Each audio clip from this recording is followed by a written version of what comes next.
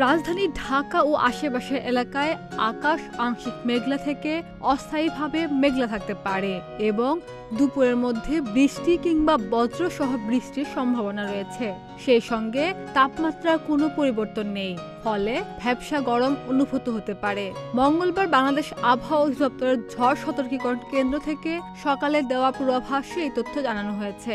আবহাওয়ার পূর্বাভাসে বলা হয়েছে, আজ সকাল থেকে পরবর্তী 6 ঘন্টায় ঢাকায় বৃষ্টি অথবা বজ্রসহ বৃষ্টি হতে পারে।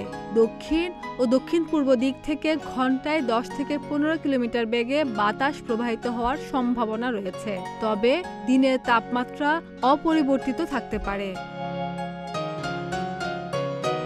পূর্বাভাসের তথ্য অনুযায়ী আজ সকাল 6টায় ঢাকায় তাপমাত্রা ছিল 27.4 ডিগ্রি সেলসিয়াস এবং বাতাসে আর্দ্রতার পরিমাণ 95%। গতকাল রাজধানীতে সর্বোচ্চ তাপমাত্রা রেকর্ড করা হয় 33.3 ডিগ্রি সেলসিয়াস এবং আজকের সর্বনিম্ন তাপমাত্রা ছিল 27.1 ডিগ্রি সেলসিয়াস। আর গত 24 ঘন্টায় ঢাকায় বৃষ্টিপাতের পরিমাণ ছিল সামান্য বা ট্রেস। অন্যদিকে গতকাল রাতে আবহাওয়ার অধিদপ্তর থেকে প্রকাশিত সারা দেশের সম্ভাব্য পূর্বাভাসে জানানো হয়েছে, আজ সন্ধ্যা 6টার মধ্যে চট্টগ্রাম বিভাগের কিছু কিছু জায়গায় এবং রংপুর, রাজশাহী, ময়মনসিংহ, ঢাকা, খুলনা, সিলেট ও বরিশাল বিভাগের 2-1 জায়গায় অস্থায়ীভাবে দমকা হাওয়া সহ হালকা থেকে মাঝারি ধরনের বৃষ্টি অথবা বজ্রসহ বৃষ্টি হতে পারে। সেই সঙ্গে সারা দেশের কোথাও কোথাও মাঝারি ধরনের ভারী বর্ষণ হতে পারে।